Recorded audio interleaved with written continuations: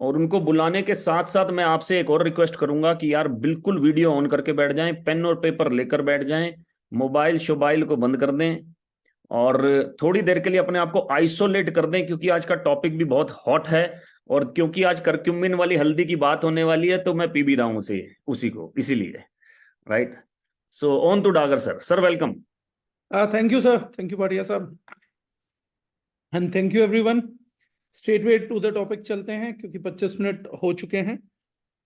अब मैं स्पाइसेस का थोड़ा इंपॉर्टेंस आप लोगों को रीजनरेट करता हूं। सबसे पहली बात जो हम लोगों को समझनी है वो ये समझनी है कि वर्ल्ड ओवर किसी भी ट्रीटमेंट के लिए जो एलोपैथ से थोड़ा भी डेविएट हो जाएगा, हल्का सा भी डेविएट हो जाएगा, इनफैक्ट पूरे तरीके से एलोपैथ भी डेविएट नहीं होगा, बट मैं आज दो चीजों को आपको क्लियर करता हूं।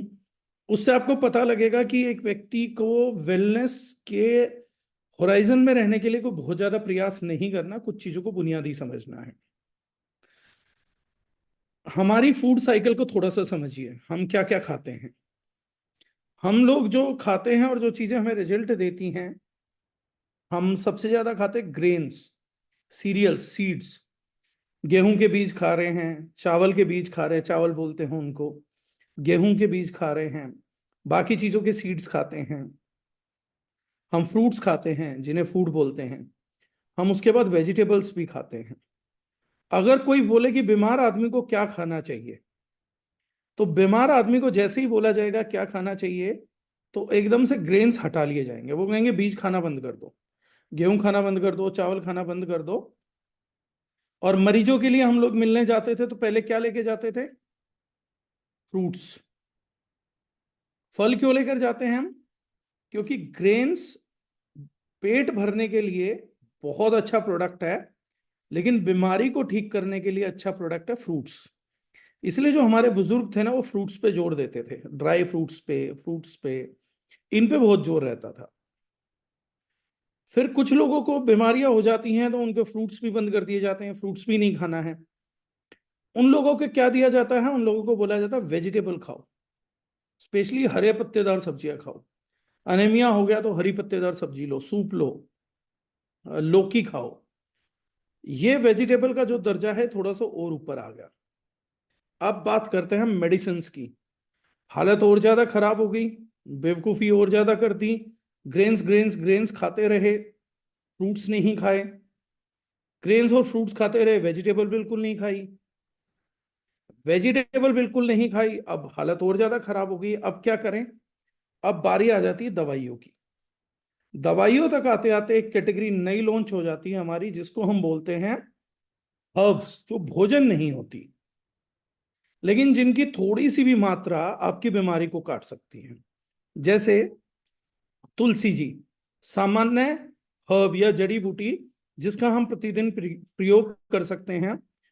आप तुलसी जी का भोजन नहीं कर सकते, आप 200-250 ग्राम तुलसी जी नहीं खा सकते ना। लेकिन अगर आपने 4-5 पत्ते उबाल के पी लिए सर्दी खांसी जुकाम में, तो आराम बहुत देंगी। अदरक, अदरक भी एक जड़ी बूटी है, हर्ब्स की कैटेगरी में आती है। अदरक को भी आप खा नहीं सकते, भोजन नहीं बना सकते, लेकिन थोड़ी सी अदरक कूट के अगर चाय में लेना चालू कर दी तो डाइजेशन बेटर कर देगी, गैस बनी है तो निकाल देगी, फूड का ब्रेक डाउन अच्छा कर देगी, सर्दी खांसी जुकाम में आराम बहुत देगी। लौंग, आप भोजन नहीं कर सकते लेकिन दांत में दर्द है, दांत के नीचे रख लिया, उसका ऑयल थोड़ा थोड़ा भी जाता रहा तो दांत के दर्द में आराम आ जाएगा। ये सब आते हैं जड़ी बूटियों के उसमें। अब मैं अलग अलग मेडिकल सिस्टम की बात करता हूं। अब मेडिकल सिस्टम में बात कर लेते हैं हम एलोपैथ मेडिकल सिस्टम की, होम्योपैथ, आयुर्वेद। मैं तीनों की ही बात कर लेता हूं जो मोस्टली चलते हैं। राइट। अब इनमें मेडिसिन मिलती है, ये सब हम जानते हैं। अब कभी आप लोगों ने ये सोचा कि एलोपैथ में जो दवाइयां आती हैं, कुछ तो केमिकल बेस्ड हैं, लेकिन बाकी दवाइयों में एक्टिव होते हैं, ये एक्टिव निकलते कहां से हैं? क्या ये एक्टिव मंगल ग्रह की मिट्टी से निकाला जाता है? क्या ये एक्टिव किसी और चीज से निकाला जाता है, चट्टानों से निकलते हैं? ये एक्टिव निकलते किसी ना किसी जड़ी बूटी से ही हैं। एलोपैथ की खोज भी जड़ी बूटियों पे रहती है। और जड़ी बूटियों में से उसके एक्टिव मॉलिक्यूल पे काम करते हैं। तो समझिए, एलोपैथ में भी इनडायरेक्टली आपको ठीक करने के लिए इस्तेमाल होने वाली चीज जड़ी बूटी ही है।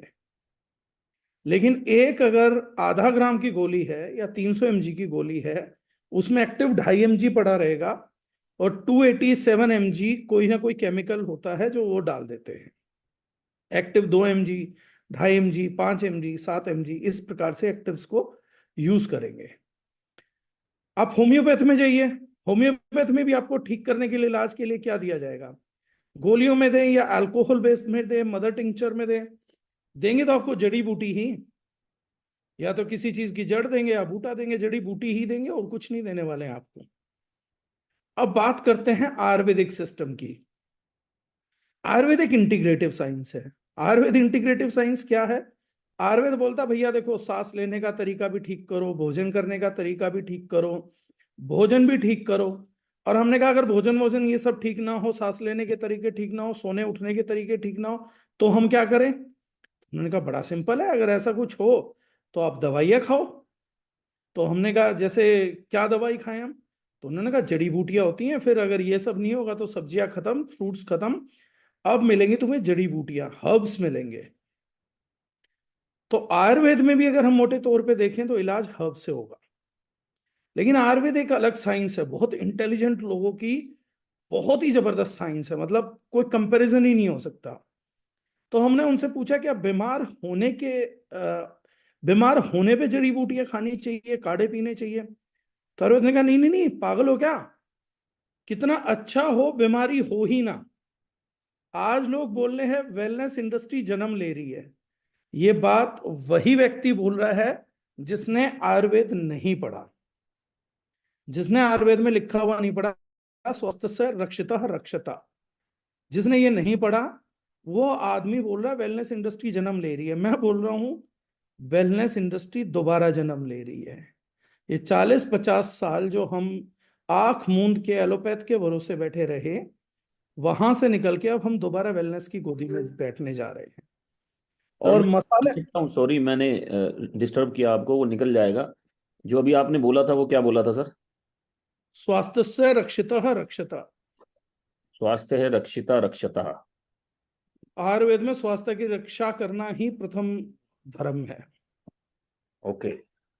ये आयुर्वेद में लिखा हुआ, वेलनेस इंडस्ट्री तो यहीं से उगेगी ना सर, स्रोत यहां से आएगा। Right sir. तो वेलनेस इंडस्ट्री नई नहीं है, 5500 साल पहले हिंदुस्तान में तो इसकी रिटर्न जड़ें मौजूद हैं। और आज का जो मैं टॉपिक ले रहा हूं वो तब तक किसी को समझ नहीं आएगा जब तक वो लोग सल्यूट नहीं करेंगे उस शख्सियत को जिसने एक्चुअली दुनिया में केमिकल फ्री को रचा था, जिसने दुनिया को वेलनेस इंडस्ट्री को जन्म दिया, जिसने मेडिकल ट्रीटमेंट को जन्म दिया। ये हिंदुस्तान जब तक अपने पुराने हीरो को याद नहीं रखेगा, उसकी फोटो घर में नहीं टांगेगा, जब तक ये लोग महर्षि सुश्रुत को दोबारा नहीं पूजेंगे, ये लोग तब तक भटकते रहेंगे। इस संसार के सबसे विद्वान, सबसे महत्वपूर्ण व्यक्ति जो आज तक दिशा दिखा रहे हैं, वो है Maharshi Sushruta, the father of surgery, the father of medicine, the father of wellness. हर किसी का, जिस व्यक्ति का नाम भी ये लोग भूल चुके हैं। केरला में शख्स, जन्म लेने वाला शख्स, जिसकी वजह से सिर्फ उसकी मातृभूमि, जन्म भूमि होने के कारण आप आज तक ये मानते हो कि केरला के आयुर्वेद की टक्कर कोई नहीं ले सकता। उसमें केरला में कोई आयुर्वेद था ही नहीं। आयुर्वेद तो महर्षि सुश्रुत ने हिमालय में दिया आकर, लेकिन सिर्फ उनकी जन्मभूमि केरला थी, इसलिए 5500 साल बाद भी लोगों के दिल में केरला का डर बसा हुआ है, क्योंकि वो जन्मभूमि था महर्षि सुश्रुत की। आज तक हम उनको जानते ही नहीं। उन्हीं की किताबों के संस्करण प्रस्तुत हुए जिनसे एलोपैथ बना। किताबें सुश्रुत वही इंग्लिश में कन्वर्ट हुई, वो इटालियन में कन्वर्ट हुई, वही बाकी सब कुछ है। ऑस्ट्रेलिया और अमेरिका की मेडिकल यूनिवर्सिटीज के बाहर अभी भी आपको महर्षि सुश्रुत जी की प्रतिमा मिलती हैं, अभी तक भी, टिल डेट भी, आज भी मॉडर्न साइंस के कॉलेजेस के बाहर भी। हमारा इंडिया जो है वो पता नहीं क्या कर रहा है। खैर, वो टॉपिक थोड़ा भावनात्मक है, हम मुद्दे पे आते हैं और आज इस चीज के प्रूफ दूंगा मैं आप सबको। तो जितने भी मेडिकल सिस्टम्स हैं, ये सब डिपेंडेंट है जड़ी बूटियों के प्रयोग पे। इलाज के लिए हर एक मेडिकल सिस्टम को जड़ी बूटियों के प्रयोग पे आना पड़ता है। लेकिन इन सब मेडिकल सिस्टम्स में एक ही मेडिकल सिस्टम है जो मोस्ट एडवांस है, जिसका नाम है आयुर्वेद। आयुर्वेद ये बोलता है कि जड़ी बूटियों को इसलिए भी खाओ ताकि बीमार ना पड़ो। अब उसकी आयुर्वेद की क्या ऐसी बात हम जानते हैं जो आयुर्वेद ने ऐसी जड़ी बूटियां दी हों जो बीमार ना पड़े? हाँ, एक प्रोसेस होता है, जैसे काढ़ा होता है, अर्क होता है, ऐसे एक प्रोड्यूस होता है जिसको हम बोलते हैं अवले। अवले का मतलब है जिसमें जूस हो, अर्क हो, पाउडर हो, पिट्ठी हो, ये सब चीजें हो, मिला के जो तैयार होगा अवले होगा। आयुर्वेद का एक अवले बड़ा मशहूर है इम्यूनिटी के लिए, बीमार ना पड़ने के लिए, सब लोग जानते हैं। उस चीज का नाम है च्यवनप्राश। अब आप लोग बड़े यहाँ पे हैं, भाटिया साहब ने कहा था कुछ रिवार्ड करते हैं, आज मैं लोगों को कुछ रिवार्ड करूंगा। मेरे कुछ क्वेश्चंस को, आंसर को टाइप करिए। च्यवनप्राश पहली बार किसने लॉन्च किया और कब? और ये अजीब सा नाम क्यों रखा गया च्यवनप्राश? ये नाम किसी जड़ी बूटी के पीछे है, किसी वेद शास्त्र के पीछे है, किसी जगह के पीछे है, किसी व्यक्ति के नाम के पीछे है, क्या है? चलो, नया मैडम ने एक क्वेश्चन का तो आंसर किया। च्यवन ऋषि के नाम से है च्यवनप्राश। राइट। कब फॉर्मुलेट हुआ मैम? चलो, दूसरी बात पूछता हूं। च्यवन ऋषि जी के नाम से, डॉक्टर एसपी तोमर साहब ने बिल्कुल बढ़िया बोला। ये च्यवन ऋषि ने बनाया, कब बनाया च्यवन ऋषि ने इसको? फॉर्मुलेशन किसने की इस प्राश की? इस अवले का फॉर्मुलेशन किसने किया? मंजरी जी बताते हैं डाबर ने।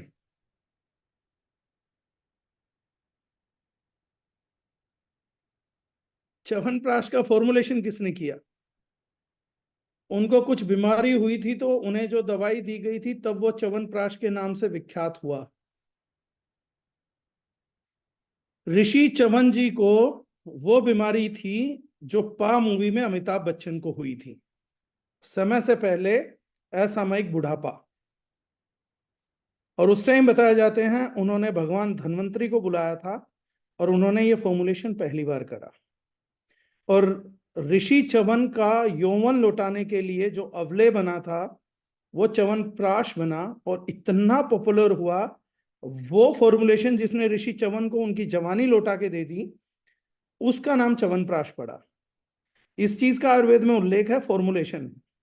लेकिन आज बहुत से लोग जो च्यवनप्राश खा रहे हैं, उनको बता देता हूं, उनके लिए जो तैयार हुआ था उसमें 8 प्रजाति की जड़ी बूटियां लगी थी, जिनमें से एक प्रजाति विलुप्त हो चुकी है।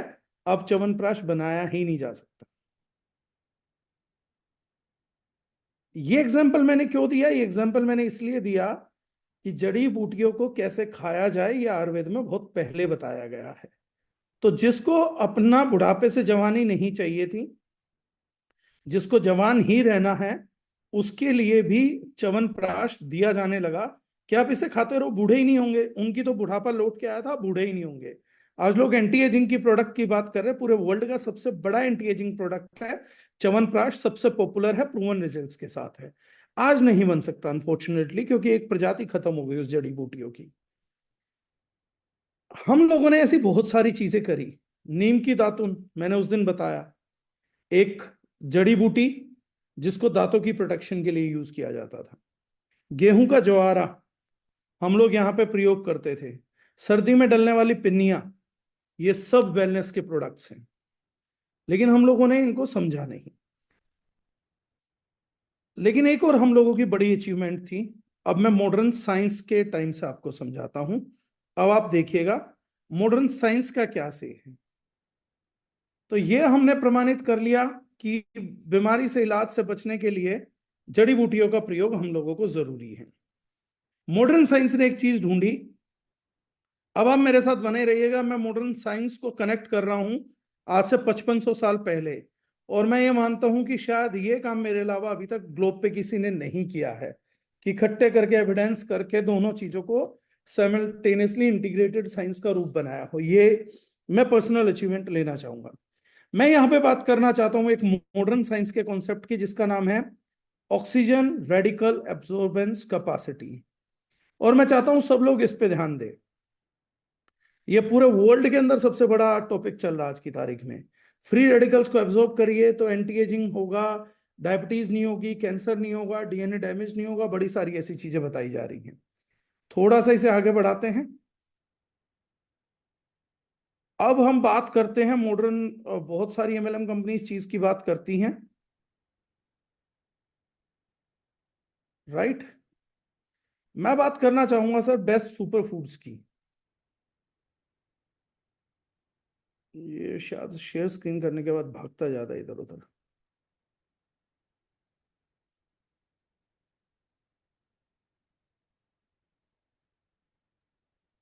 स्क्रीन थोड़ी बड़ी है सर। ये जो प्रेजेंटेशन थोड़ी सी बड़ी लग रही है, इसको थोड़ा छोटा करेंगे तो सही आएगा। थैंक यू भाटिया साहब, मेरे ख्याल से इस चीज ने वर्क कर दिया है मेरे फेवर में। जी सर, जी सॉरी। और अब देखिएगा सर कमाल की चीज, हम लेते हैं sir best super foods, MLM भी बहुत नाम जपती है इस चीज का। इन्होंने बताया कि 100 ग्राम असाई बेरी जो होती है उसका फ्रीज ड्राइड पाउडर लिया जाए, असाई बेरी नहीं, असाई बेरी का 100 ग्राम फ्रीज ड्राइड पाउडर अगर लेंगे तो उसकी ओरेक वैल्यू 1,02,700 है। और जो पालक है हमारे इंडिया का सुपर फूड, फूड है ना ये, बेरी आप भोजन की तरह ले सकते हो, 300 ग्राम 500 ग्राम खा सकते हो। आप स्पिनच अगर लेते हैं तो उसकी 100 ग्राम की ओरेक वैल्यू 2,732 है, 2,732 है। ये बता के मेरे ख्याल से यूएस बेस्ड कंपनीज ने अभी तक इंडिया में असाई बेरी जूसेस बहुत बेचे हैं। बेरी जूस, बेरी ये बेरी वो, बहुत कुछ बिका है। मेरा एक दिन ऐसे ही ध्यान चला गया तो मैंने कहा कि एक बार ओरेक वैल्यू कहां पर ज्यादा वो जान लेते हैं। ये गूगल पे लाइव भी दिखा सकता हूं मैं। ये मैंने एक रिसर्च निकालनी चालू करी। मैंने कहा भैया दुनिया में ओरेक वैल्यू किस किस में ज्यादा है वो बताया जाए।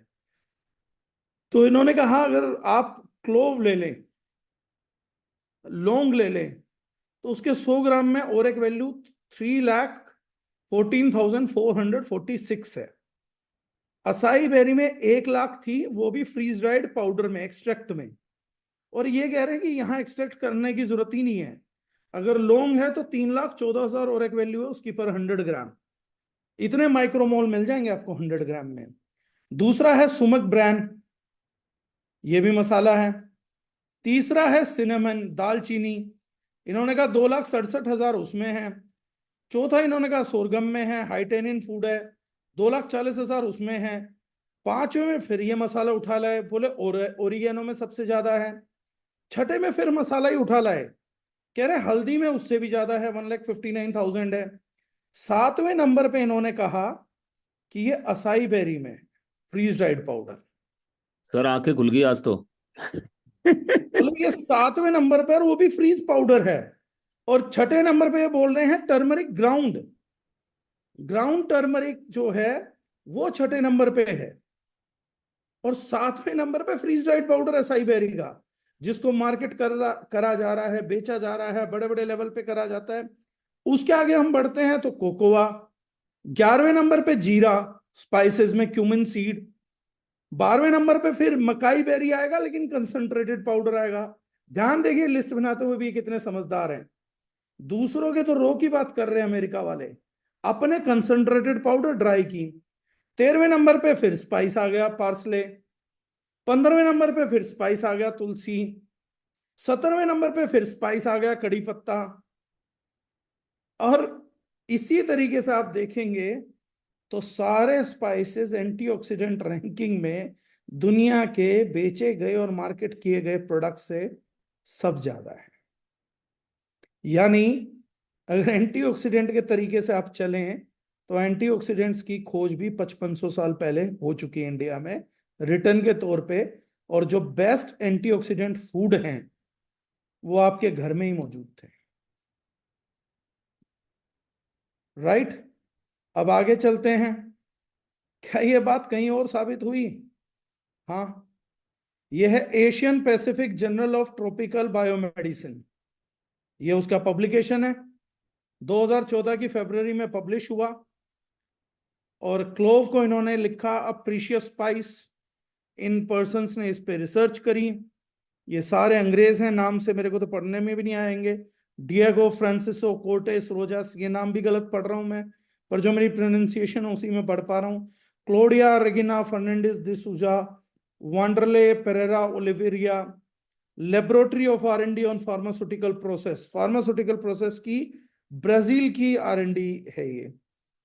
और स्टेट यूनिवर्सिटी ऑफ कैंपेन्स कर रही है इस रिसर्च को, एसोसिएटेड प्रोफेसर है वहां से। ये सर रिसर्च कर रहे थे, इन्होंने कहा based on the information presented it could be concluded, conclusion ये निकला, clove represents a very interesting plant with an enormous potential as food preservative, rich source of antioxidant compounds. Its proved biological activity suggests that the development of medicinal product for human and animal uses and confirm why this plant has been employed for centuries. तो एक medical research में इन्होंने साबित किया कि sir बिल्कुल लौंग तो जड़ी बूटी है, इस पे दवाई बननी चाहिए। उसके बाद एक और रिसर्च हुई सर, ये रिसर्च करी harnessing the therapeutic potential of capsaicin and it's analogues in pen and other disease. आज दुनिया में सबसे ज्यादा बिकने वाली महंगी दवाई का नाम है पेन किलर, सबसे ज्यादा बिकती है। ये है शहरिन, बसीत, मिंगवा कुई, सुनवे हाउंग, सुनचोई, ऐसा मैं पढ़ रहा हूं, ये हो सकता है इनके सही नाम ना हो। ये लिखते हैं capsaicin is the most predominant and natural occurring alkamide found in capsicum fruits, red chilli में। Since its discovery in the 19th century, 19वीं सेंचुरी में डिस्कवर हुआ, therapeutic role of capsaicin have been well characterised. ये बोलते हैं भाई साहब ये पेन और अदर डिजीजेस, पेन किलिंग में काम आती है रेड चिली। डॉक्टर बोलता केवल बवासीर करती है आपको, पाइल्स खाया मत करो, और वो हमने खानी छोड़ दी। अब हमारे घर के लोगों में से कुछ सर्वाइकल का इलाज करा रहे हैं, कुछ सेटिका का इलाज करा रहे हैं, कोई जॉइंट पेन का इलाज करा रहा है, कोई किसी चीज का इलाज करा रहा है, और उस पेन किलर स्प्रे में या ऑइंटमेंट में कैप्सासिन डाल के आपको बेच दिया जाता है, जो रेड चिली से आपकी बॉडी ले लेती थी। फार्माकोलॉजिकल एक्टिविटी इन्होंने बताई, anti obesity, anti pruritic, anti inflammatory, anti apoptotic, anti cancer, anti oxidant, neuro protective. ये मैं नहीं बोल रहा बॉस, ये रिसर्च बोलती है, मैं बोलना ही नहीं चाहता। फिर मैंने ढूंढा ये दालचीनी पे भी कुछ मुझे मिल जाएगा क्या। हमारे यहाँ बेकार बेकार सी हर्ब्स हैं, हम इनको बहुत सस्ता खरीदना प्रेफर करते हैं, जितना भी हम घटिया से घटिया क्वालिटी हो सके बस सस्ती मिलनी चाहिए। तो मैंने उस पर ट्राई किया, क्या इस पे मुझे कुछ मिल सकता है। एकदम भागता अटक अटक के,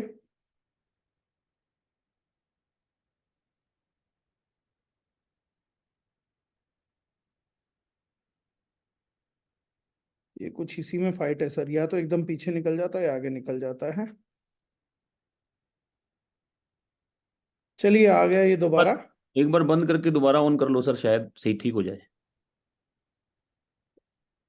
हाँ ये मैं अगर शेयर स्क्रीन के बिना करता हूँ तो अच्छे से चलता है, ये स्क्रीन शेयर करते ही ये पंगे करता है। जी जी, हो सकता है, हो सकता है। ये आप नेट पे चला रहे हो ना शायद। जी सर। हाँ, तो ये लिंक होगा ना आपके पास, तो वो लिंक से ऐसा चल रहा है शायद। हाँ हो सकता है सर, बिल्कुल। अगर इसका पीडीएफ डाउनलोड होता ना तो शायद ये ऐसे सही चलता। नहीं पीडीएफ डाउनलोड है सर। फिर बंद करके दोबारा खोल लो सर, एक बार सही चलेगा मेरे हिसाब से तो। मैं एक बार स्टॉप शेयर करके देखता हूँ, क्योंकि यहाँ तो नॉलेज बड़ी जबरदस्त है, हमने तो असाई बेरी थोड़ा सा बेचा था जी। जैसा कि आपको पता ही है। चलिए मैं दोबारा दिखाता हूँ सर। मैंने फिर सिनेमन पे ढूंढा, दालचीनी पे। इन्होंने कहा mystic powers of a minute ingredient, Pallavi Kwatra and Rathai Rajagopalan ji ने रिसर्च किया।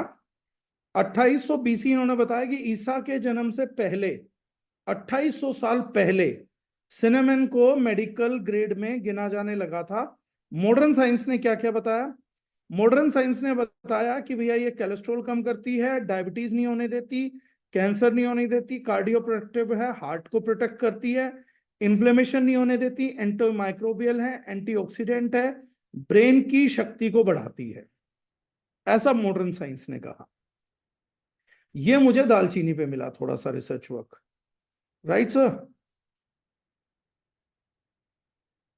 इसको मैं एक एक करके ही करना पड़ेगा ये।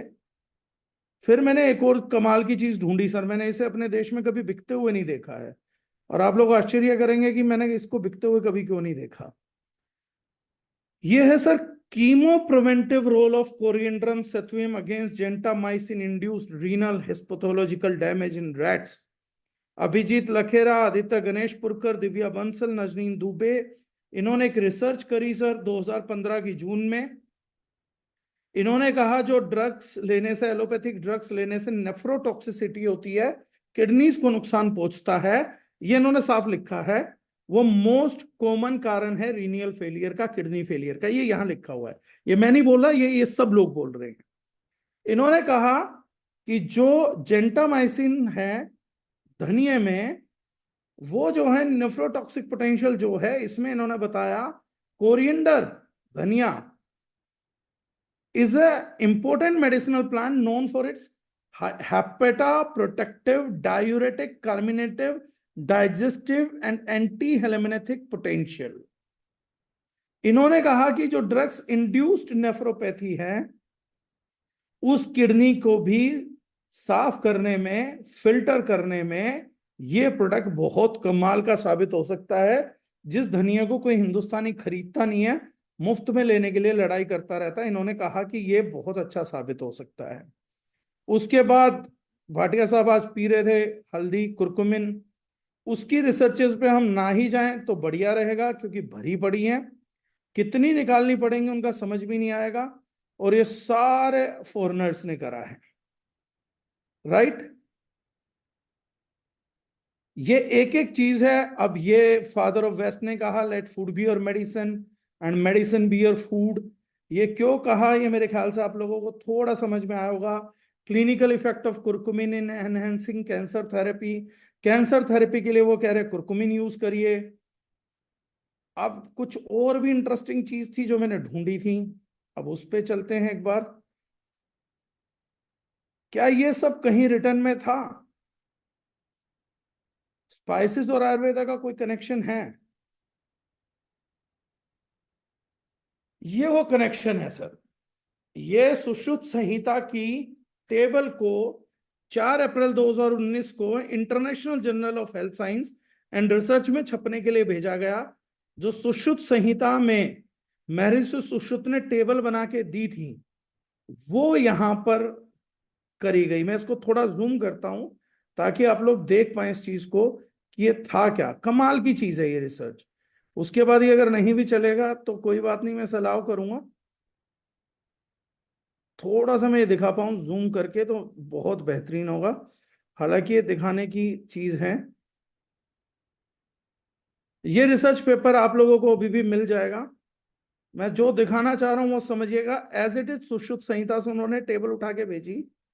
और जो लोग मेडिकल साइंस के बारे में जानते हैं, जैसे यहां उन्होंने लिखा लॉन्ग क्लोव, इसका लैटिन नाम क्या है, इसके बेनिफिट्स क्या हैं, कफ दोष में क्या काम करेगी, पित्त दोष में क्या काम करेगी, वात दोष में क्या काम करेगी। मैं पूरी टेबल भी भेज दूंगा आप लोगों को, जूम होने के कारण वो फट गई है। ये सभी स्पाइसेस का महर्षि सुश्रुत जी ने जब जिक्र किया था तो महर्षि सुश्रुत जी ने पूरी टेबल बना के दी थी, कौन सी जड़ी बूटी किस पर्पज के लिए यूज होगी। कभी भी मसाले स्वाद के लिए नहीं आए। मसाले पहला वेलनेस कॉन्सेप्ट है पूरे वर्ल्ड का, सबसे सस्ता फूड सप्लीमेंट है जो अवेलेबल है। और तीसरी सबसे बड़ी चीज, वेलनेस इंडस्ट्री का सबसे बड़ा ध्वजारोधक मसाले हैं। अगले 5500 साल तक आप लोगों के देश में मसाले यूज होते रहे। लोगों ने सुश्रुत जी को क्वेश्चन किया, सर हम ये जड़ी बूटियां कैसे खाएं, क्या हम उबाल के पिए, क्या करें। और महर्षि सुश्रुत ने कहा आपको कि कितना आसान है। तो उन्होंने कहा कैसे, बोले आप पराठे बनाते हो, रोटी बनाते हो, बोले हाँ, बोले उसमें डाल लो। मैंने तुम्हें वो पौधे ढूंढ के दिए हैं जड़ी बूटियों में जिनके मेडिसिनल इफेक्ट्स पे ना तो हीट का फर्क पड़ता है, ना कोल्ड का फर्क पड़ता है, ना मेथड ऑफ प्रिपरेशन का फर्क पड़ता है। महर्षि सुश्रुत जी की हाइपर इंटेलिजेंस से जो प्रोडक्ट निकला था वो मसाले थे। इन्हें पका लो, इन्हें पी लो, इन्हें रो फॉर्म में ले लो, इनका काढ़ा बना लो, इनका अर्क निकाल लो, इन्हें ऐसे ही चबा लो, कैसे भी कर लो, ये आप लोगों के लिए इफेक्टिव रहेंगे। The biggest intelligence ever evolve in this world, biggest intelligence ever evolve in this world. उन्होंने कहा कैसे करेंगे, जीरा कैसे करना, बोला भून के लस्सी में डाल के पी जाओ। बोले वैसे, बोले पानी से पी लो, चबा लो। बोले आप रोटी में पका लो। उन्होंने कहा क्या हम सब्जियों में पका सकते, बोले हाँ सब्जियों में पका लो। कैसे भी करो ये काम करेगा। मतलब महर्षि सुश्रुत जी का गिफ्ट था हम लोगों को, प्राइवेट गिफ्ट था, यार तुम टेंशन मत लो, पूरे परिवार के चारों लोगों की देखभाल मैं 2023 में भी 500-700 रुपए में करवा दूंगा, हद 1000 रुपए में करवा दूंगा पूरे परिवार का। 200-250 रुपए एक आदमी पे खर्चा आएगा, और दिमाग तो लगाना ही नहीं है, जैसे तैसे कैसे पैसे वैसे ही कर लो, वैसे ही काम करने लग जाएंगे। इतना इजी साइंस दिया। फिर एक साइंस आई जिसको हम बोलते हैं टीवी यूनिवर्सिटी, इडियट बॉक्स, लोगों को बुद्धू बनाने वाला बक्सा, वो आया, टीवी यूनिवर्सिटी चलने लग गई। वहां पे हमारे देश के एक महान आदमी आए, उन्होंने एक मसाला बनाया, उनका मसाला ऐसे ही बिकता था, बड़ी सेल नहीं हो रही थी। उन्होंने एक मसाला बनाया जो ऐतिहासिक मसाला रहा। वो मसाला था चंकी चाट मसाला। और वो इस देश ने खरीदा क्यों? बोले खरीदा इसलिए क्योंकि स्वाद है। मसाले के नाम पे क्या डाला था? बोले मसाले के नाम पे कुछ नहीं डाला, नमक डाल दिया, उसमें अनारदाना डाल दिया, मैंगो पाउडर डाल दिया, ये सब डाल दिया। तो उन्होंने लिखना चालू कर दिया। उन्होंने जब ये लिखना चालू किया, मसाले के अंदर, क्वालिटी के अंदर ये डालना चालू करा, तो दोबारा फ्रूट पाउडर ऐड हो गए। फ्रूट पाउडर के टेस्ट की वजह से मसाला बिका। अब नई धारणा क्या थी कि महाशयदी हट्टी से सामान क्यों बिकता था, मसाले क्यों बिकते थे? स्वाद बढ़ा था। धीरे धीरे महाशय जी ने सारी चीजों को पैक करना चालू कर दिया, और इंजन के तौर पे जो चंकी चाट मसाला बिका था टेस्ट की वजह से, जिसने एमडीएच ब्रांड को पॉपुलैरिटी दी, वो बाकी मसाले बिकते रहे। और धीरे धीरे धीरे धीरे औषधीय वैल्यू गायब हो गई, और अब एक ही चीज थी, मसाले खाएंगे महाशय जी के, और सस्ते से सस्ता प्रोवाइड कराते हैं। अब जैसे जैसे संसार आगे बढ़ा, कॉम्पिटिटर कंपनियां आती रही, उन कॉम्पिटिटर कंपनीज ने इन सब चीजों को साइड रख दिया कि अल्टीमेटली इन मसालों के कोई औषधीय उपयोग हैं, ये वेलनेस का ध्वजारोहक है, रोहक है, ध्वजारोहक है, ये टॉर्च बियरर है। उन्होंने दो चीजों पे जोर दिया, एक मसाला खाने में स्वाद होना चाहिए, किसका क्या टेस्ट होता है उस पे मसाले को परफेक्ट करो, और दूसरी चीज जो मसाले से परफेक्ट करवाई गई, वो परफेक्ट करवाए गए रेट्स। और जिक्र होना ही भूल गया, जिक्र करना ही भूल गई पब्लिक। बहुत सालों बाद जब हमें यह समझ में आया, तो मुझे समझ में आया कि मुझे वेलनेस इंडस्ट्री में अगर काम करना है, तो सबसे पहले मुझे सरेंडर करना पड़ेगा इस वर्ल्ड की सबसे बड़ी इंटेलिजेंस को। और उस इंटेलिजेंस को करने के लिए मुझे ना तो पैसा मिलने वाला है, ना कमाई होने वाली है, लेकिन मैं वेलनेस इंडस्ट्री में काम ही नहीं कर पाऊंगा जब तक मैं टॉप क्वालिटी मसाला नहीं दे सकता, और कोई भी फैमिली को मैं स्वस्थ रख ही नहीं पाऊंगा जब तक मैं उनके मसाले को चेंज नहीं करा सकता। मुझे बहुत पहले समझ में आ गया था कि मसाला मुझे कोई मॉनेटरी बेनिफिट्स नहीं देगा, बिजनेस में मदद नहीं करने वाला है, मुझे समझ आ गई थी। लेकिन मुझे एक चीज समझ में आ गई थी कि अगर मुझे किसी को यह बोलना है कि मैं वेलनेस इंडस्ट्री में हूं, और मैं मसालों की बात नहीं कर रहा हूँ, ढंग के मसाले नहीं प्रोवाइड कर पा रहा हूँ, तो ये बात मुझे झूठ बोलनी पड़ेगी कि मैं वेलनेस इंडस्ट्री के साथ काम करना चाहता हूँ। क्योंकि मत्था टेके बिना, सबसे बड़ा मत्था टेके बिना यहाँ से बढ़ ही नहीं सकती थी, बात निकल ही नहीं सकती थी। और आज भी हम द रुजनाइन में द मौलिक एक ही तरीके की वजह से चलाते हैं।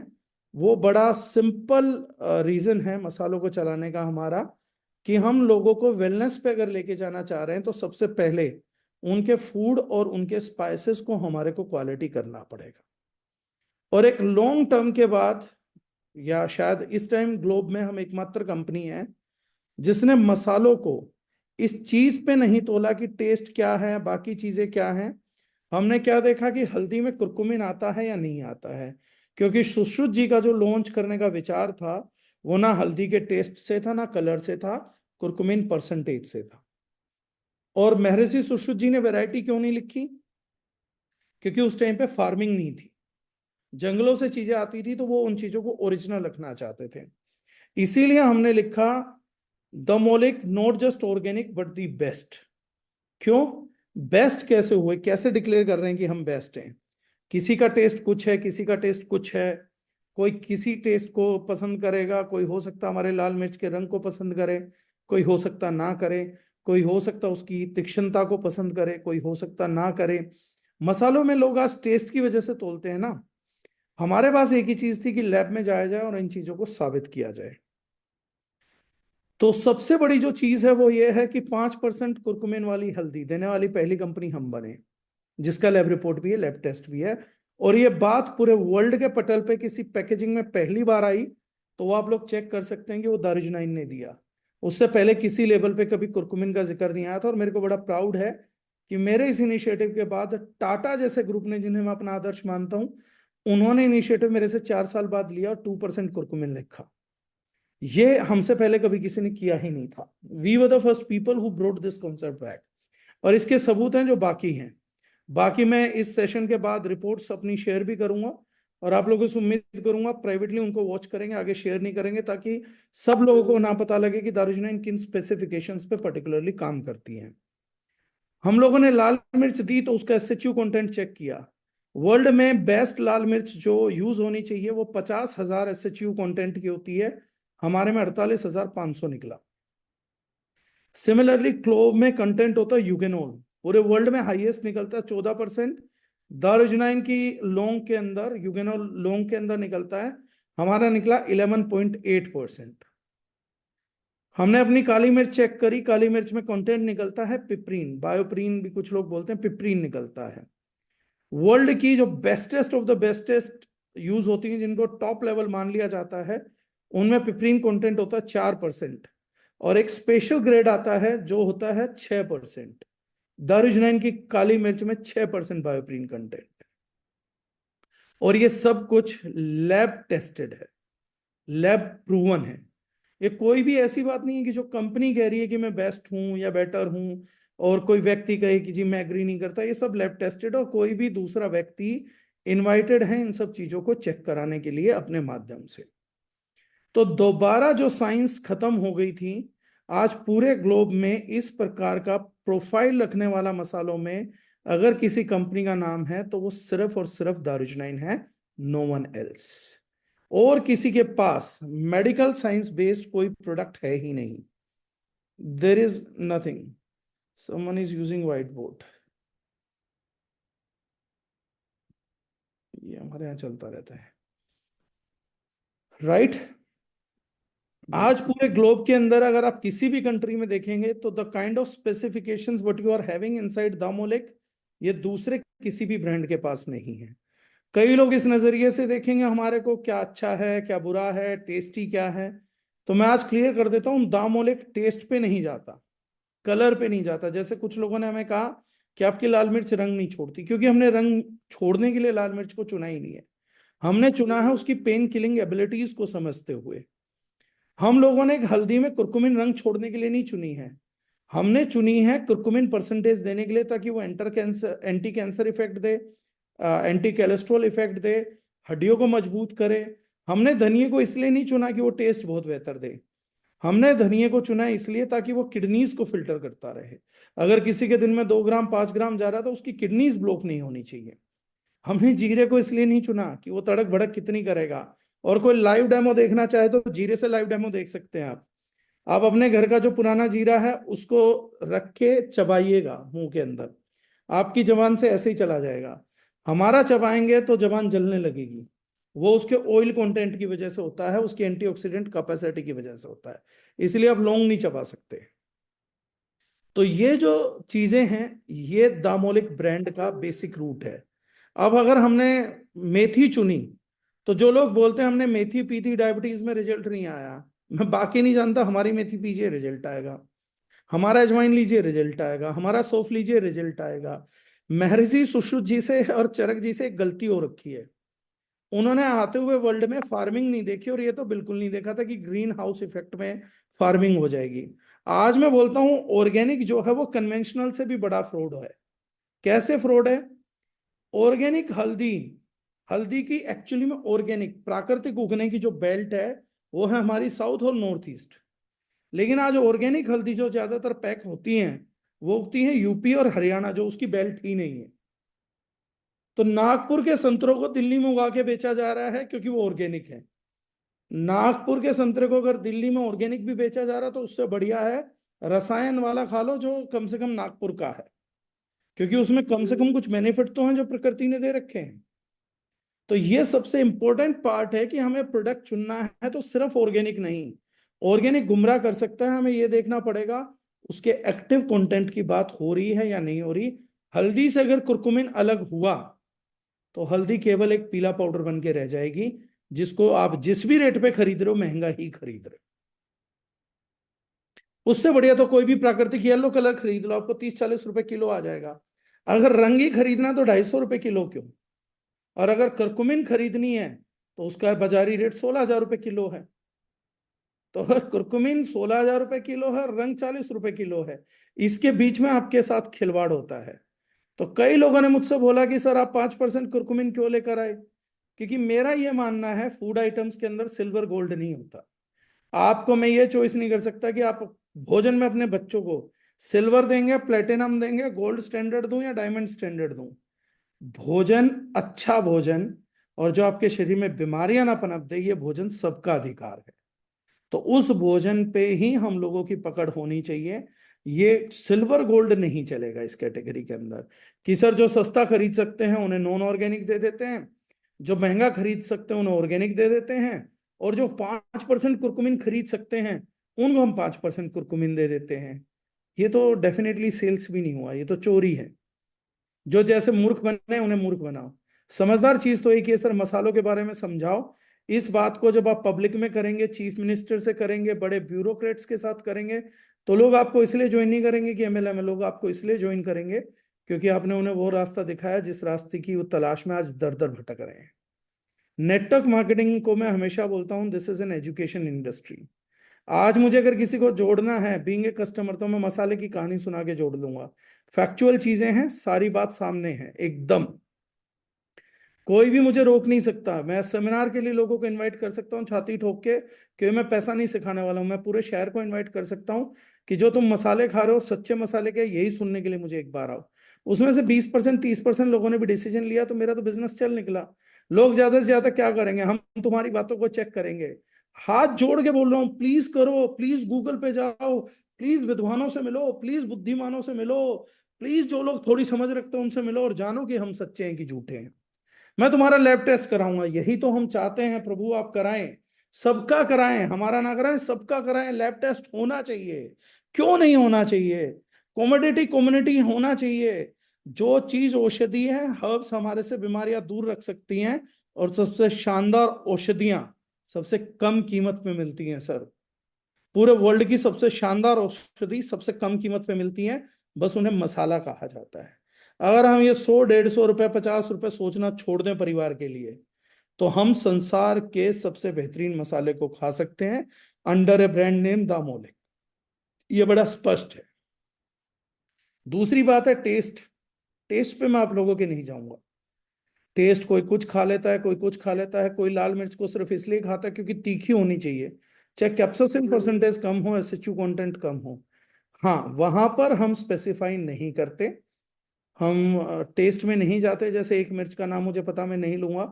उसका काम होता है सिर्फ कलर देना, रेड कलर देना, वो हमारे कैटलॉग में है ही नहीं। हम डालते ही नहीं है। बहुत से लोगों ने बोला सर वो लॉन्च कर दो, तो मैंने कहा यार वो कहीं से भी लेके खा लो, उसमें सिर्फ रंग होता है, उसका मुझे क्या करना। वो कि आपको नॉन ऑर्गेनिक नहीं लेनी, ऑर्गेनिक लेके खा लो, किसी और ब्रांड से लेके खा लो। क्योंकि मैं वेलनेस इंडस्ट्री में काम कर रहा हूँ, और उस लाल मिर्च का रोल वेलनेस इंडस्ट्री में नहीं है, केवल रंग के आधार पे है। और मैं रंग नहीं बेचता हूँ। मेरी एक साइंस है, मेरी एक टेक्निकलिटी है, मेरी कंपनी का एक विजन है, एक मोटो है, जहां हम कलर नहीं बेचते। हमें भी पता वो मिर्च बिक जाएगी, लेकिन कलरफुल है, हमें नहीं बेचनी। किसी की भी ऑर्गेनिक खरीद लो, उसमें कुछ अच्छा अच्छा बुरा होना ही नहीं, कोई स्पेसिफिकेशन है ही नहीं। जिसका रंग बढ़िया लगे उसकी ऑर्गेनिक खरीद के खत्म करो। लेकिन हल्दी रंग देख के नहीं खरीद सकते सर। हल्दी में कुरकुमिन चाहिए, वहां मैं मानता हूं मेरी जिम्मेदारी आती है कि मैं बीच में आऊं। लाल मिर्च में सिचू कंटेंट चाहिए, वहां मैं बीच में आता हूं। गरम मसालों में गर्मी होनी चाहिए, वहां मैं बीच में आता हूं। चाट मसाले के अंदर आयरन एब्जॉर्प्शन का पावर होना चाहिए, वहां मैं बीच में आता हूं। जीरे के अंदर डाइजेस्टिव एंजाइम्स और डाइजेस्टिव ऑयल्स होने चाहिए, वहां मैं बीच में आता हूँ। लौंग के अंदर यूगेनल कंटेंट होना चाहिए, वहां मैं बीच में आता हूँ। फेनुग्रीक के अंदर फाइबर होना चाहिए, वहां मैं बीच में आता हूँ। तो हम लोग वहां बीच में आते हैं सर जहां वेलनेस की बात बीच में आती है। जहां वेलनेस की बात बीच में नहीं आती वहां हम नहीं आते हैं बीच में। That is the simple closure of Damolik spices. तो डोमोलिक स्पाइसेस मसाले हमारे पास सिर्फ इसलिए हैं क्योंकि वेलनेस इंडस्ट्री में इसके बिना काम नहीं हो सकता, नहीं हो सकता, नहीं हो सकता।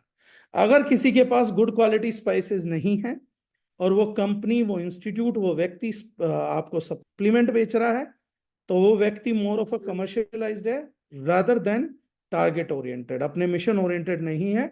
बोलने को वेलनेस इंडस्ट्री में है लेकिन वेलनेस को खुद नहीं समझता, क्योंकि वेलनेस की ABCD S से स्टार्ट होती है जिसको स्पाइसेस बोलते हैं। तो that is the reason why we are dealing with Damolik. बाकी पर्सनल आप सब लोगों के अपने वो चीज हो सकते हैं। तो मैं भाटिया साहब से चाहूंगा सर क्लोजर पे स्टेटमेंट, अगर मेरे से कुछ रह गया वो बताएं, मैं उसको एनलाइटन करता हूँ।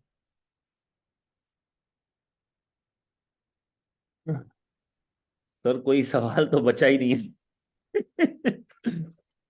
मसालों की जरूरत क्यों है, ये तो शुरू से आपने जो पहला ही शब्द यूज किया, स्वास्थ्य रक्षता रक्षते, जी। जो महर्षि सुश्रुत जी ने बोला कि तुलसी भोजन नहीं है लेकिन तुलसी को आप एज अ हर्ब ले सकते हो, अदरक भोजन नहीं है, लौंग भोजन नहीं है लेकिन दांत के नीचे दर्द में रख सकते हो, राइट। तो सुश्रुत जी के नाम पे केरला आज भी मशहूर है, लेकिन उन्होंने आयुर्वेद का आविष्कार जो किया था, सॉरी, जो ये आविष्कार किया था वो हिमालय में किया था। जी, वो हिमालय बैठे। उनके कमाल की बात बताता हूँ सर, जो आयुर्वेद को जानना चाहते हैं उन लोगों के लिए कमाल की बात बताता हूँ भाटिया साहब।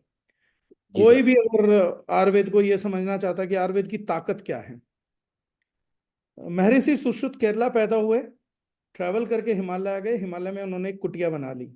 गजब की बात बताऊंगा उनकी। उसके बाद सर वो हिमालय में ध्यान लगा के बैठते थे और उन्होंने आयुर्वेद को प्रैक्टिस करना स्टार्ट किया, बुक्स लिखनी स्टार्ट करी, सर्जरी सिखाई। आयुर्वेद की एक बुक में उन्होंने 5500 साल पहले सुश्रुत संहिता में लिखा, सुनिएगा क्या लिखा, जिस व्यक्ति ने कभी इंडिया की बाउंड्री क्रॉस नहीं करी और पूरा इंडिया नहीं घुमा, उस व्यक्ति ने लिखा, विश्व में 7 प्रकार की मधुमक्खियां हैं, 8 प्रकार का शहद बनाती हैं, उसमें से एक शहद जो है वो जहरीला है, जिसको पीने से व्यक्ति की मृत्यु हो सकती है। 3 नॉन मेडिसिनल हैं, एक हाइपर मेडिसिनल है और 3 जो बचे वो एवरेज हैं। ये उन्होंने लिखा सर, 5500 साल पहले लिख दिया एक व्यक्ति ने, दुनिया तो घूमी नहीं थी, ऐसे मूड आया लिख दिया उनका, कुछ भी लिख सकते हैं। डिस्कवरी चैनल ने ये बात पढ़ी सर, डिस्कवरी चैनल ने कहा लेट्स टेस्टिफाई द स्टेटमेंट। तो उन्होंने $1 बिलियन का बजट अप्रूव करवाया सर, तकरीबन 15-16 हजार करोड़ का बजट अप्रूव हुआ। दुनिया के समस्त जंगलों में जहां तक उनकी पहुंच हो सकती थी वहां पर कैमरा फिट करे गए और मधुमक्खियों पे अध्ययन चालू हुआ। 18-20 हजार करोड़ के बाद सर बीबीसी डिस्कवरी चैनल ने अपनी रिपोर्ट सबमिट करी। वो रिपोर्ट थी, there are 7 types of honey bees, they manufacture 8 types of honey, out of which one is toxic and it can cause fatal death. 3 are non-medicinal, one is hyper-medicinal, and 2 are average medicinals. और क्या वो बात, व्यक्ति sir कभी हिला ही नहीं अपनी जगह से। क्या बात है सर, क्या बात है। आपने तो उस दिन मधुमक्खी का नाम भी बता दिया था, बड़ा अजीब सा नाम था। Apis cerana sir, Apis cerana. APIS Apis CERANA, Apis cerana जो बेस्ट शहद प्रोड्यूस करती है। जो दूसरे नंबर पे प्रोड्यूस करती है वो है एपिस मेलेफेरा। एपिस सेराना मिलती है इंडिया, पाकिस्तान, बर्मा, श्रीलंका, नेपाल, बांग्लादेश, इस जोन में। बाकी सब जगह एपिस मेलेफेरा पाई जाती है सर। ये सब कुछ इंडियन सब कॉन्टिनेंट ने शुरू से कितना कुछ दिया है इसी कॉन्टिनेंट ने। अगर पूरा मिला लिया जाए, ऊपर से पाकिस्तान, अफगानिस्तान सबको मिला लिया जाए, बांग्लादेश, तो कितना कुछ दिया है इस सब कॉन्टिनेंट ने। अभी भी दे रहा है सर, बस अब बेवकूफ बना के दे रहे हैं हम, दे अभी भी हम ही रहे हैं, लेकिन हाँ, हम क्रेडिट नहीं ले पा रहे। वंडरफुल सर, वंडरफुल सेशन और अमेजिंग सेशन। तो किसी का कोई प्रश्न हो यार, मैं तो ये नहीं बोल सकता कि प्रश्न हो तो प्लीज आस्क। मेरी तरफ से तो वैसे कोई प्रश्न मुझे तो मिला नहीं, डिस्कशन ही हो सकता है छोटा मोटा, बट किसी का कोई क्वेश्चन हो तो प्लीज। शिव सिंह देहरादून। अरे तो जी शिव जी, बताइए सर। सर नमस्कार। नमस्कार सर। सर मैं एक बात रखना चाहूंगा, मैं सिर्फ एक बात रखूंगा, जो है शहद जो है मैंने लिया है जी और मैंने किसी पार्टी को दिया, ये ध्यानपूर्वक का मेरे को जवाब चाहिए इसका। जी शहद मैंने लिया है और मैंने किसी पार्टी को दिया है, जी और सैनी साहब से मेरी बात हुई, इस मुद्दे पे हुई है। तो जी उस शहद में दो कलर में वो दो कलर में वो डिवाइड हो चुका है। जी एक में जो है वो 50% मतलब जम चुका है, और जी दूसरा 50% वो अपने का अपने उसी मतलब लिक्विड फॉर्म में है। ओरिजिनल स्वरूप में है सर। जी जी, लिक्विड फॉर्म है, सेकंड जो फॉर्म है। और जब उस शीशी को मैं उसको जो है इस तरह से ब्लॉक करता हूँ, तो जो है लिक्विड फॉर्म वाला नीचे चला जाता है और वह जमा हुआ लिक्विड ऊपर रह जाता है, बीच में उसमें खाली जो है स्पेस पड़ जाता है। तो जी मुझसे उसने कारण पूछा, मैंने जो है जवाब दिया कि जो है इसका ऐसा जो है इसमें कोई केमिकल नहीं करा, मैं लैब टेस्टिंग कराऊंगा। मैंने कहा इसे सैनी साहब ने कहा इसे बदल दो, अगर वो चाहते हैं, नहीं तो वो लैब टेस्टिंग नहीं कराना नहीं चाहते लैब टेस्टिंग। नहीं नहीं, लैब टेस्टिंग करवाओ सर। जी जी जी, बस मैं थोड़ा इतना ही मतलब मुद्दा आपके सामने रख रहा था कि ये मेरा 100% सर, बदलना बिल्कुल गलती से भी नहीं है। जी हंड्रेड जी जी परसेंट बिल्कुल गलती से भी नहीं बदलना। क्योंकि हिंदुस्तान में दो तीन ऐसी बातें फैली हुई हैं जो बहुत बेवकूफी वाली हैं। जी जैसे जी। एक, शहद जमता नहीं है, सबसे बड़ी बेवकूफी। वो दूसरी कहता है दो। बेवकूफी, जो टूथपेस्ट के पीछे काले नीले निशान होते हैं वो ये बताते हैं कि टूथपेस्ट में केमिकल है या नहीं है। अब हम जी गूगल पे जी चलते हैं सर, एक बार गूगल बाबा के दर्शन फिर करते हैं। ये मैंने डाला, क्या हनी क्रिस्टलाइजेशन एक नेचुरल प्रोसेस है? तो गूगल में जवाब देती है, Intertek this is the only laboratory throughout the जी वर्ल्ड, पूरी दुनिया में जर्मनी की है, एक ही जी लेबोरेटरी है जो ये बता सकती है कि कौन सा एक्चुअली में शहद है कौन सा नहीं है। दूसरी कोई लेबोरेटरी बता ही नहीं सकती। इसके लिए जी इन्होंने टेस्ट डेवलप किया, वो भी हमने टेस्ट रिपोर्ट डाली हुई है साइट पे, जिसका जी नाम जी है NMR, जी न्यूक्लियर मैग्नेटिक रेजोनेंस टेस्ट, वही बता सकता है। ये इंटरटेक क्या लिखती है sir? honey crystallization, the formation and growth of sugar crystals in a container of honey. It is a natural process and not a sign of adulteration or spoilage. Due to its physical properties, honey initially tends towards natural crystallization as it is a super saturated sugar solution. तो जो शहद actually जमता है वही शहद केवल ठीक होता है। नहीं, इसमें जो है दो पार्ट में, एक में लिक्विड फॉर्म में और एक में जो है उसी पार्ट में जो है दो पार्ट में हो चुका है, एक में मतलब कलर दोनों के अलग अलग हो चुके हैं, इसके रीजन जानना चाह रहा हूँ। वो भी मैं बता देता हूँ सर। हमने उस पर लिखा हुआ वाइल्ड फॉरेस्ट हनी। जी अब वो अलग अलग छत्तों से आया हुआ शहद होता है, और इसमें वो जितना रिपोर्ट कराएंगे उतना हमारे लिए बढ़िया है। वो अलग अलग छत्तों से आता है, तो हमें भी नहीं पता कौन सा जमेगा कौन सा नहीं जमेगा, कौन से जी पराग से उठाया गया है क्या उठाया गया। आधी बोतल जमेगी पूरी भी नहीं जमेगी, कुछ नहीं कहा जा सकता। दो तीन जी वेराइटीज भी हैं, लेकिन इस केस के अंदर हमारे ऊपर इसलिए भी लैब टेस्ट में कुछ नहीं निकल के आ सकता। इसका जो शहद का जी फूड प्रोवाइडर है जी वो भारतीय सरकार और भारतीय वन विभाग है। इसलिए मैं बिल्कुल ही टेंशन फ्री हूँ, इसको कहीं टेस्ट कराइए। ये ये शहद ना कोई बनाता है ना कोई उगाता है। इस शहद को भारतीय सरकार भारतीय वन विभाग द्वारा बेचती है, हम इसको जी पैक करते हैं, इसलिए मैं बिल्कुल निश्चिंत हूँ। आदमी बोले जहां टेस्ट कराना जैसे टेस्ट कराना करवाइए। Okay, thank you sir. जी फैजान साहब।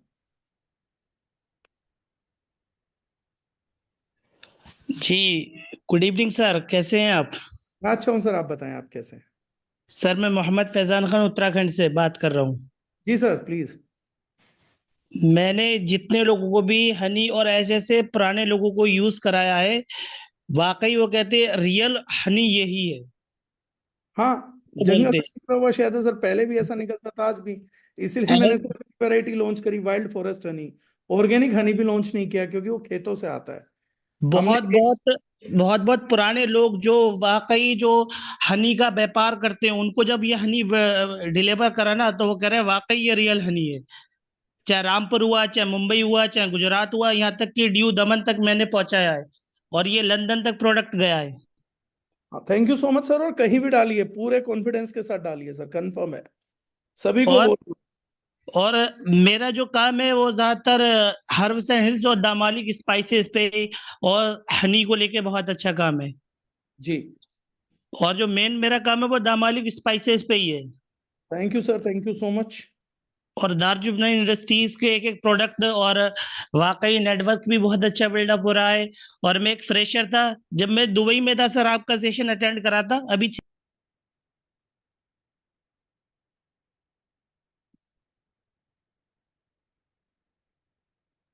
सर म्यूट हो गया सर आपका। जी hello sir. Please please please continue. हम वहीं मैं तक जब सुन पाए सर जब आप दुबई थे, उसके बाद हम नहीं सुन पाए। जी जी दुबई में था तभी, फिर जब 16 तारीख को आरटीपी था तो मैं फुजैल भाई छत्तीसगढ़ से आए थे तो मैं दिल्ली में ही था। जी, लेकिन विजिट विजिट करा था तो वो प्रशांत सर बोले आप आए भी तो ऐसे आए, सरप्राइज देके आए। मैंने कहा सर फिर आऊंगा दोबारा। जी। लेकिन दुबई से मैं 2 साल हो गए मुझे, दार्जुम 9 में 1.5 साल दुबई में वर्क करा, फिर 6 महीने अभी इंडिया में हो गए। आज मैं गोल्ड रैंक पे हूँ और प्लेटिनम बहुत जल्द होने वाला हूँ 3 महीने की मेहनत में। Great sir, great. Thank you क्या सो बात है मच। सर, क्या बात है सर, और बहुत बढ़िया। और जितने भी मेरे संग हैं, सारे फ्रेशर है, कोई नेटवर्कर नहीं है, सिर्फ फ्रेशर है। ऑल टीम फ्रेशर है। चलो सर, जल्दी उन्हें नेटवर्कर बनाइए, बस अब ट्रेनिंग दे दे के वो सब लोग जल्दी कन्वर्ट होंगे। फजैल भाई और मसूद भाई गाइड करते रहते हैं। लोग मुझसे कहते हैं कि तुम्हारे अपलाइन कहाँ पे है? मैंने कहा छत्तीसगढ़ में। बोले आप उत्तराखंड में, इतने दूर से कैसे अपलाइन का खेल होता है? मैंने कहा, वो बोले आपके पास कोई लीडर नहीं है? मैंने कहा उत्तराखंड को लीड करके मैं ही लीडर बनूंगा ना यहाँ का। बहुत बढ़िया सर, बहुत ही बढ़िया, शानदार। और बाकी तो दिल्ली पास में ही है, जब चाहेंगे सर के पास पहुंच जाएंगे। Sure sir, sure, any time. बिल्कुल, बहुत मजा आ रहा है, बहुत ही अच्छी। और काफी सारे लोग और अच्छी तरीके से। पहली बात तो मैं प्रोडक्ट को लेके खेल रहा हूँ क्योंकि मेरे पास नेटवर्क एक्सपीरियंस है ही नहीं, बिजनेस प्लान देना आता नहीं है। कैलकुलेशन पूरी करके बैठा हूँ, लेकिन फ्रेशर को बिजनेस प्लान नहीं समझा सकता। लेकिन मैं अभी तक खेल रहा हूँ, प्रोडक्ट को लेके खेल रहा हूँ और रिजल्ट आ रहा है, जब दमदार आ रहा है। Thank you sir, thank you Mohammed sir. जी thank you so much sir. Thank you sir. Jitendra ji, on to you sir. हाँ जी सर, नमस्कार। नमस्कार सर। सर एक हेल्प चाहिए आपसे। बताओ सर। सर मैंने फॉरवेल और जीआईटी को कलकत्ता ये भिजवाया था, वहां से वो गया है यूएसए सर। जी। तो यूएसए से एक क्वेरी आई है कि हमारे जो जानने वाले हैं दीदी जितेंद्र हैं सर, उसकी उनके सर। उसकी उसकी रिपोर्ट भेजना सर पहले आप। नहीं नहीं, मेरा एक सर वो सवाल है, मैं क्वेश्चन सर से आ भेज। चुका मेरे साथ। जी। नहीं, मैं लोकेश जी, मैं कुछ कहना चाह रहा हूँ, मैं रिपोर्ट मंगवाने के लिए बोल दिया है। सर जी। उनकी लेफ्ट और राइट ओवरी में सिस्ट है सर। राइट तो सर। मॉर्निंग में लोकेश जी से बात हुई थी, तो रिपोर्ट के लिए उन्होंने मुझे बोला, मैंने आगे बोल दिया कि आप मेरे को रिपोर्ट भेज दीजिए, सो दैट मैं शेयर कर लूंगा। जी। तो उसी के रिगार्डिंग हमारी दार्जू 9 में कोई प्रोडक्ट होगा सर? है सर, रिपोर्ट्स आने दीजिए, बिल्कुल है। ठीक है सर, ठीक है, बस यही थोड़ा सा मन में एक ये प्रश्न था। मैं रिपोर्ट कल शायद आ जाएगी तो मैं लोकेश जी को भेज दूंगा sir. Sure sir, sure. Jitendra sir, okay तो शायद आप सबसे सबसे जो पहला सेशन हुआ था उसमें थे आप, जहां पर सर ने वो बात की थी फाइबर वाले रूटीन की। वैसे तो हाँ सर हाँ थे ना आप उसमें? हाँ, मैं था, मैं बिल्कुल था। अच्छा अच्छा, क्योंकि वो जो प्रोडक्ट है फाइबर कॉम्प्लेक्स वो बहुत जबरदस्त हाँ बताया है सर ने फॉर दीज सिचुएशंस। और साथ में नारी संजीवनी, राइट, हाँ, जहाँ। नारी संजीवनी के लिए तो मैं श्योर हूँ, बट थोड़ा सा बाहर जाना है तो एक बार श्योर होना जरूरी है, क्योंकि अपनी कंपनी का नाम आगे बढ़ाना है, उसमें डाउट क्रिएट नहीं करवाना बस। ये बाहर जाना है तो सर, आज स्विट्जरलैंड से आया हमारे को फॉरवेल के 300 पीस का ऑर्डर। 5 पीस अच्छा गए थे और वहां के लोकल नेटिव सिटीजन ने दिया ऑर्डर। Sir, very good. तो मिलके ऐसे ही आगे बढ़ेंगे। ठीक है, मैं सर कल रिपोर्ट आ जाएगी, मैं सबमिट करूंगा, सो दैट आगे फिर उस पर एक्शन करेंगे सर। Done sir, sure.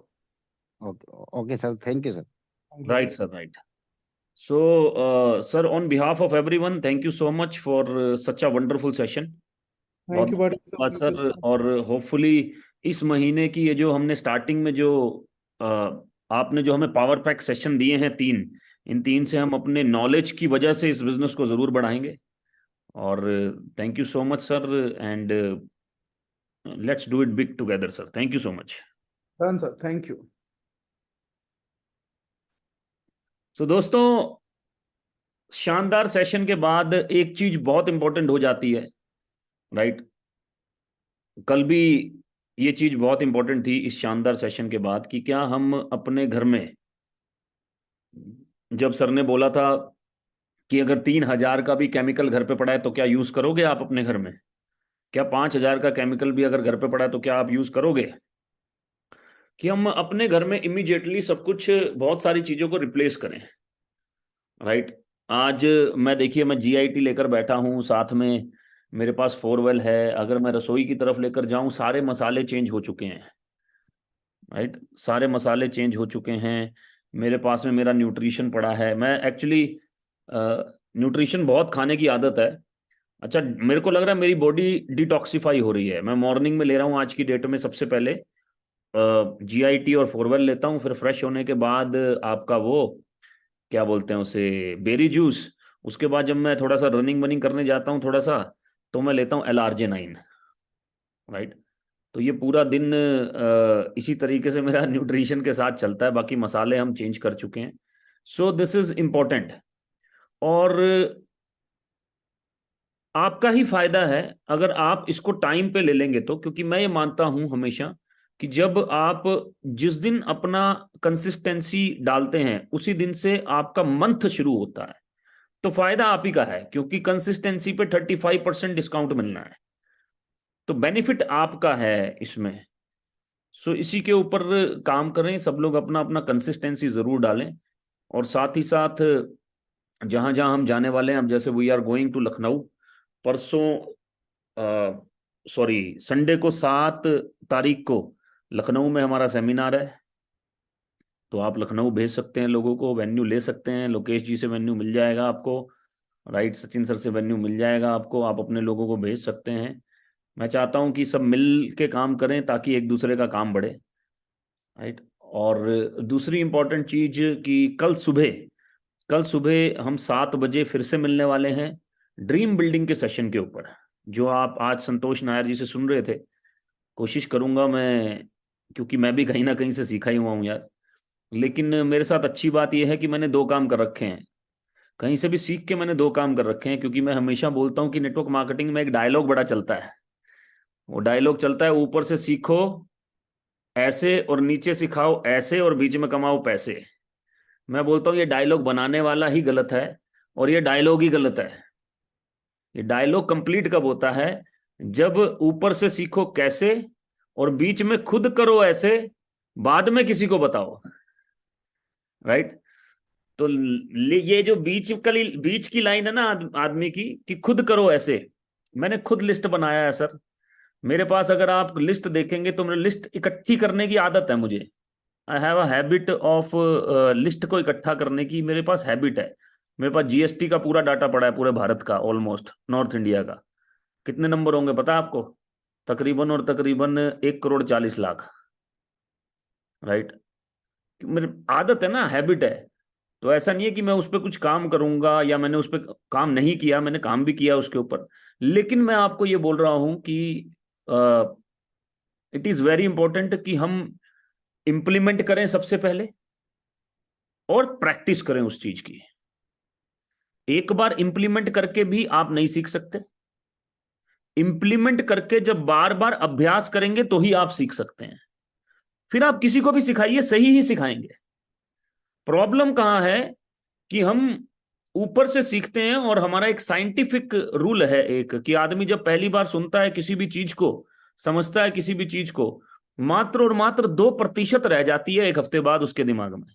सिर्फ 2% रहती है, मात्र 2%, ओनली 2% एक हफ्ते बाद, राइट। लेकिन अगर वो उसको अप्लाई कर देता है तो वो 20% रह जाती है। दूसरी बार सुन के अप्लाई करता है तो 40%, तीसरी बार सुन के अप्लाई करता है तो 60%। फिर उसके बाद सारा खेल प्रैक्टिस का है, सारा खेल अभ्यास का है कि हम क्या कर रहे हैं। मैंने लिस्ट बनाई नहीं है सर, मैंने बहुत बार लिस्ट बनाई है। और मैंने लिस्ट बनवाई नहीं है, मैंने हजारों लोगों की, मैं कहूंगा लाखों लोगों की लिस्ट बनवाई है ट्रेनिंग के माध्यम से। मैंने ड्रीम्स लिखे नहीं है सर, मैंने ड्रीम्स लिख कर उसके पीछे भाग कर उसको गोल में कन्वर्ट करके उसकी प्लानिंग करके उनको अचीव किया है सर। और मैंने सिर्फ अचीव नहीं किया, लोगों को लिखवा कर गोल में कन्वर्ट करवा कर लोगों की प्लानिंग करवा कर उनको बार बार बार बार बार बार बार बार बिलीफ देकर उनको अचीव करवा कर उनकी अचीवमेंट्स करवाई हैं सर। सो प्लीज मेरा आपसे रिक्वेस्ट है सर, मेरा आपसे यही रिक्वेस्ट है कि ऊपर से सीखो ऐसे, पहले खुद करो ऐसे, अभ्यास करो, फिर नीचे सिखाओ सर, तब मजा आएगा, तब मजा आएगा। राइट? तो होपफुली आप मेरी बात समझ रहे होंगे। कल सुबह मैंने बोला मैंने भी किसी ना किसी से सीखा है, लेकिन मैंने सीख कर मैंने दो काम किए हैं, सीख कर अप्लाई किया है, इंप्लीमेंट किया है और अभ्यास किया है। अभ्यास किया है, मैंने कहा मैंने दो काम किए हैं। आप भी सुबह आइए सर, सुबह की ट्रेनिंग में, और सबको बुलाइए। मैं फिर से रिपीट कर देता हूं, माइंडसेट का जो ट्रेनिंग था और जो ड्रीम बिल्डिंग का ट्रेनिंग है, उसमें आप दुनिया में किसी को भी बुला सकते हो, वो आपको बोलेगा भाई क्या ट्रेनिंग थी यार, मजा आ गया, भाई क्या ट्रेनिंग थी यार, उखाड़ के रख दिया। राइट? किसी भी नेटवर्कर को बुला लो, किसी भी लेवल का क्यों ना हो, आई डोंट केयर, लेकिन ये दोनों ट्रेनिंग बहुत पावरफुल ट्रेनिंग है और सबको लेनी चाहिए, क्योंकि ये नेटवर्क मार्केटिंग के लिए स्पेसिफिकली बनी नहीं है। हाँ, हम नेटवर्क मार्केटिंग करते हैं इसलिए हमें लगता है कि ये नेटवर्क मार्केटिंग की ट्रेनिंग है, नेटवर्क मार्केटिंग ट्रेनिंग नहीं है दोस्त। राइट? तो कल सुबह मिलते हैं, सुबह ड्रीम बिल्डिंग के सेशन में 7 स्टेप्स बताएंगे कि आप अपने ड्रीम्स के ऊपर क्लैरिटी कैसे ले सकते हैं। जितना क्लैरिटी होगा उतना फास्ट भागेंगे, जितना साफ दिखाई देगा सड़क में उतना साफ भागेंगे। आजकल सड़क में ठंड हो रही है, धुंधली हो रही है, पोल्यूशन हो रहा है, तो चला नहीं पाते ना गाड़ी, 10 पे चलानी पड़ती है, 15 पे चलानी पड़ती है, दोनों डाइपर ऑन कर, वो वाइपर ऑन करके, क्या बोलते हैं यार उसे, पार्किंग लाइट ऑन करके चलानी पड़ती है ना? क्यों? क्योंकि साफ क्लैरिटी नहीं है सर। यही धूप हो, बहुत अच्छी क्लैरिटी हो, तो कितनी स्पीड से गाड़ी चला लो, मजा आता है। ऐसे ही जिंदगी है, क्लैरिटी हो जाएगी ना जब अपने ड्रीम्स की, तो स्पीड तेज हो जाएगी आपकी। इसीलिए मैं जो कल बताऊंगा उसको सिर्फ और सिर्फ सीखना मत दोस्त, इंप्लीमेंट करना और प्रैक्टिस करना, अभ्यास करना, ताकि क्लैरिटी हो। आप ही के लिए ट्रेनिंग डिजाइंड है, मैं तो कर रहा हूं उस काम को, मेरे को आपको ट्रेनिंग देके मुझे कोई फायदा नहीं है। हाँ, एक फायदा जरूर है, एक बार और अभ्यास हो जाएगा। ठीक है, एक बार और अभ्यास हो जाएगा। Right sir? So let's do it, and thank you so much for everyone. See you tomorrow 7 AM, और कल सेमिनार भी करेंगे दोबारा से। राइट? राइट? हाँ, सही बोल रहा है भाई संदीप जी।